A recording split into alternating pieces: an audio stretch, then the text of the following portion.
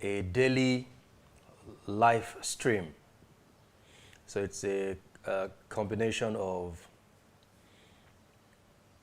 physical session and virtual sessions. On Friday, we started and we had the physical session in the morning at Merit House, Maitama, which was also live streamed on YouTube, on Facebook, and that was focused on leadership and governance, entrepreneurship, education, and it was such an incredible session. We had a lot of speakers, home and abroad, who shared with us their experiences and insights and strategies for advancing these different sectors of the African communities. And in the evening, we had the Lionsgate portal, where we carried out the sign and seal ritual. If you were at the sign and seal ritual and you have sealed your ritual, I want you to type in the comment section, signed and sealed, on TikTok, on Facebook, on YouTube. If you were at the sign and seal ritual, type signed and sealed in the comment section, signed and sealed. If you haven't, you can still do that. You can still do it. Nature is merciful. So if you haven't, you can still do that. I think we've gone off on TikTok.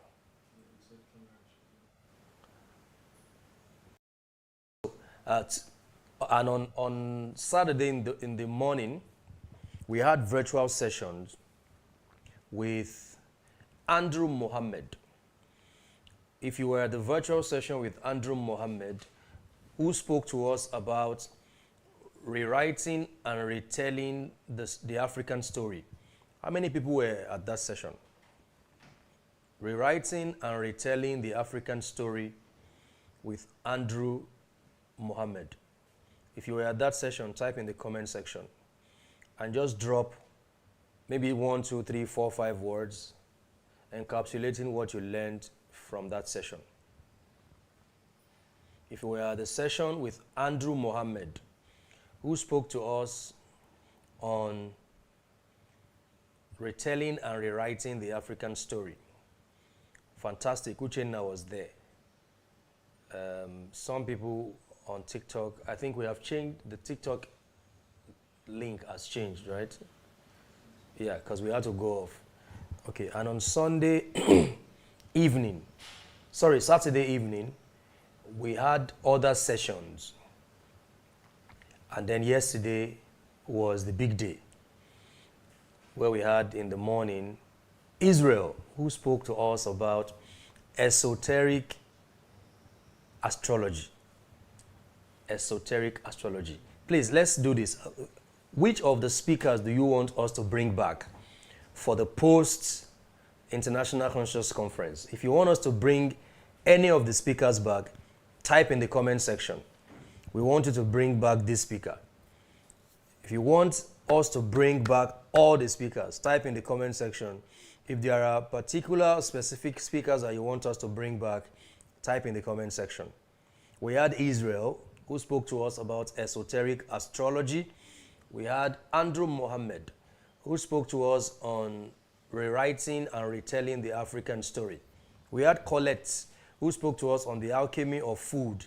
We had Adiza Yunusa. Our session was simply incredible.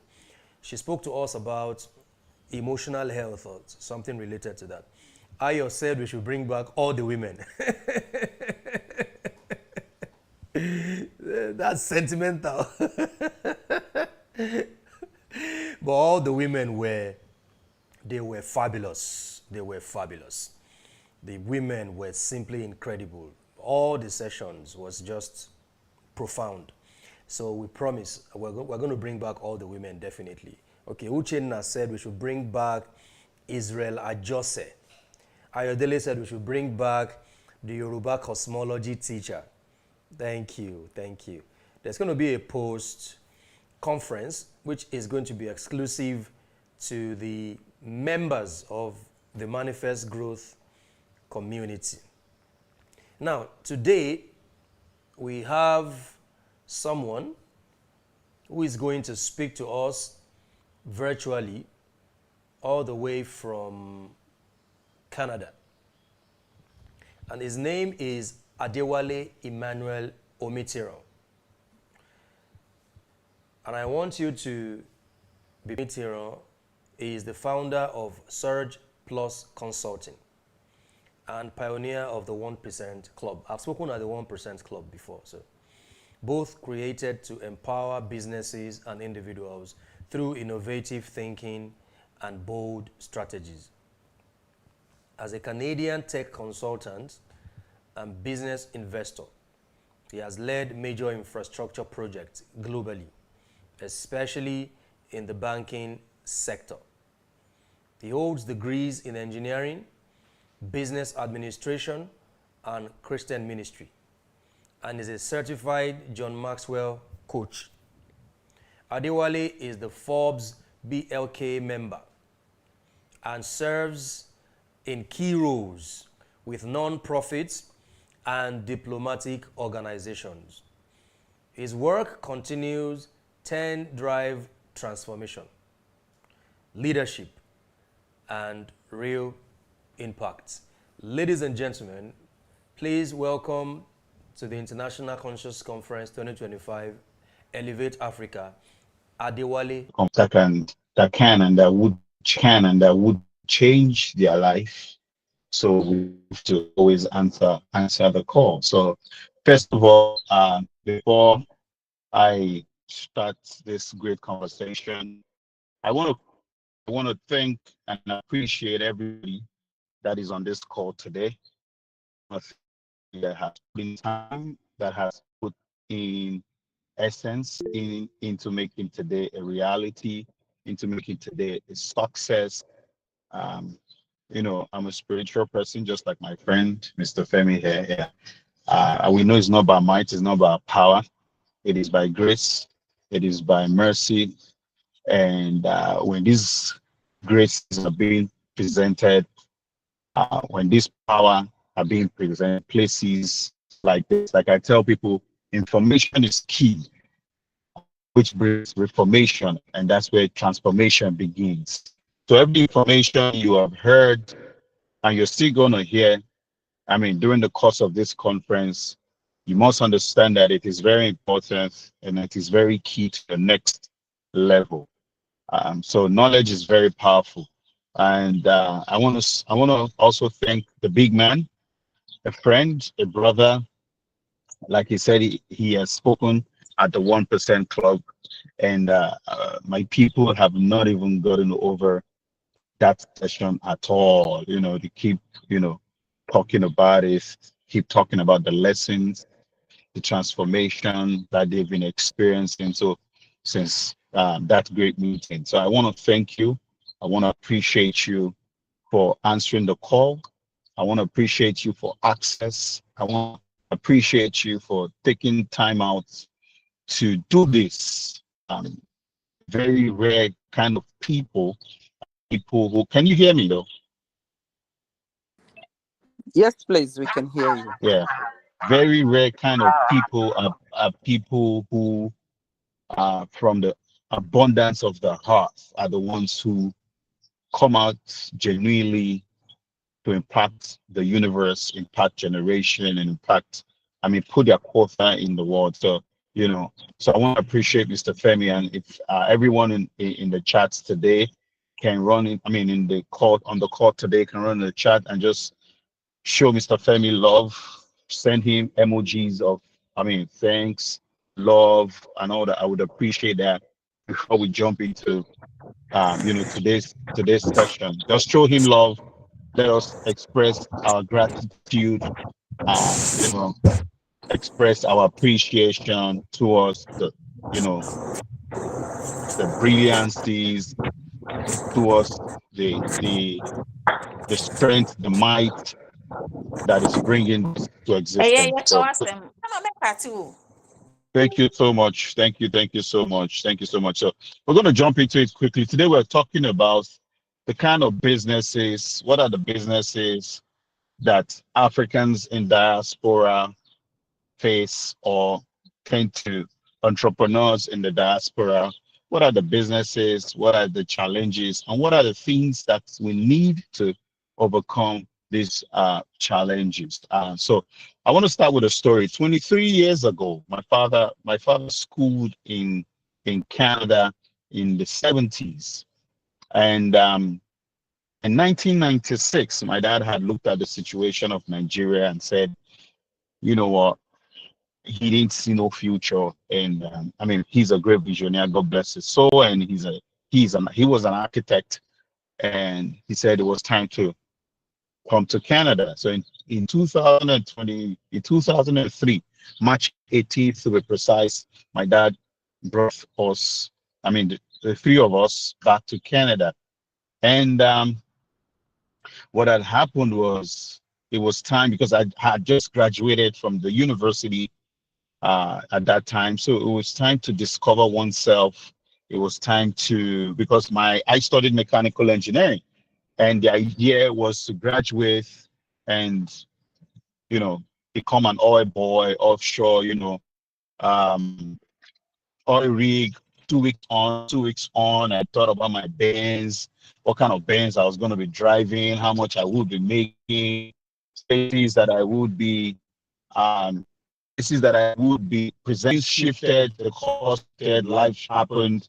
I found myself shipping cars to Nigeria when I got to Canada. So the first lesson here is your association of people that you belong to the diaspora, your association of the people that you fall into their hands matters. Because at the time, the people that I met on ground, it seemed like that was all they were doing to survive and to money. For a young boy coming from Africa, and the dream was to become an oil boy, the dream was to become, an engineer, certified with Korean, 2 weeks on, 2 weeks off. There seemed to be some kind of accolades to people who were working on the oil rig at that time, downstream. So life took a different turn. I started to pass to Nigeria, and along the line, what I found out was that I was not solving any problem in Nigeria. As a matter of fact, I was adding to the problem of Nigeria, because at the time, and even I'm sure up till now, there's still congestion everywhere. If you travel through, if you're in Lagos and you travel through Apapa, you will realize that there's a lot of congestion in Nigeria. I mean, there's a place called Bega where you have a lot of cars that are being shipped into Nigeria, and you have not even sold those ones. And every day, containers are coming out of the port with different cars and all that. So I was not solving any problem at the time when it comes to business, when it comes to being entrepreneurship. I mean, an entrepreneur. What I was doing was adding to the problem of the system. So I had to go back to the drawing board and truly ask myself, what is entrepreneurship? What is business? Especially for me, who is in the diaspora, who's left Nigeria for about 23 years. And what am I called to? What am I called to do? So I realized that entrepreneurship, especially for people in the diaspora, you must be able to define your market. You must be able to define your market. And when you were talking about market, you're talking about three different things, three categories of the market. Number one, there are people who sell in the market in the diaspora. There are people and there are people who own the market in the diaspora. Time will not permit me to break all that down, because I mean, it's not, I tell people, when you sit down in classes, in rooms like this, one session is not enough, I mean, to break down everything, but you can get the most important thing and begin to apply it. And I realized that it doesn't matter where you are, whether you're in Nigeria, whether you're in Canada, whether you're in America, you can still benefit from this market, especially after the essence of COVID, um, where we're now in a borderless and economy, a borderless environment where someone in Nigeria can do business with someone in Canada and exchange of markets. I find what I wanted where I wanted to be. Realize that there are three things when it comes to the market. There's seller, there's buyer, and there's the owner of the market. So people sell things, product, services, people buy things to resell, people give platforms who are the owners of the market. I mean, I can give examples like Facebook, Mark Zuckerberg, and Instagram. Those are the owners of markets where you bring your stuff and you make money. So I had to identify where I belong within this market and all that. So I realized that for me, consulting was the best for me. I mean, coming from a techie place, coming uh, from from a place of investment, because I started to invest from a very early age. So I realized that I needed to start to dig myself into what I call constructive entrepreneurship. Constructive entrepreneurship, your ability to think, your ability to create artifacts that you need, and people outside your environment, people outside your core person, you are my person, you are my kind of race. It is always going to be difficult because of the mentality that has become a generational lineage for races like Africa. So one of the biggest but least opening discussion or discussed issue is discrimination. A lot of Africans are being discriminated when it comes to business, when it comes to entrepreneurship in the diaspora. As a matter of fact, according to 2023 Harvard Business Review study, according to 2023, and this is most recent Harvard Business Review study, because I studied disruptive strategy uh, at Harvard. So according to 2023, the study, entrepreneurs of African descent, whether in America or Europe, are 40% less likely to get approved for business loan. So there's a disadvantage, there's a stereotype, and you go for business loan, compared to white people, compared to Indians, Chinese, you are most likely to be turned down. 40%, according to the study. So 40% of the people likely. And what is the impact in me? It brings problem of you have to fight your way out. You have to prove yourself beyond normal, that yes, you can do it, and build the trust that is needed for you to even, the future, the right market access, the right marketplace. What product are you bringing? What service are you bringing?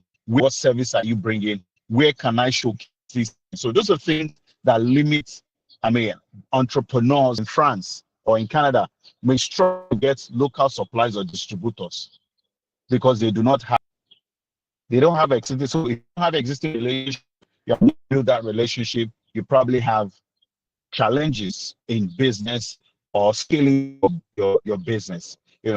Another thing is barriers, regulatory barriers. There are a lot of foreign. I'm pretty sure you guys hear what Trump is doing right now with Canada. He has put a 35 a 35% tariff on Canada, which is making things very expensive. People are hiding their money. People don't want to spend. We that are into real estate, a house that you bought for about $1.1 million is now, when you go and you appraise these houses, they are appraising for $700. So the regulators are not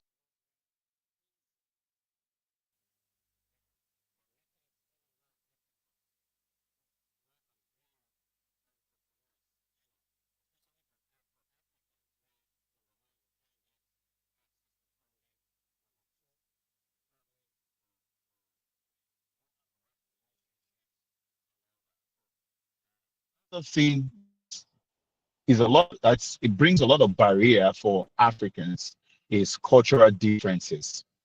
Cultural differences. What works in Lagos or Nairobi might not work in Toronto or in New York. So your ability to adapt, your ability to think, which is a constant, is very important. But a lot of times, Nigerians, Africans live in Africa. If you want to grow as an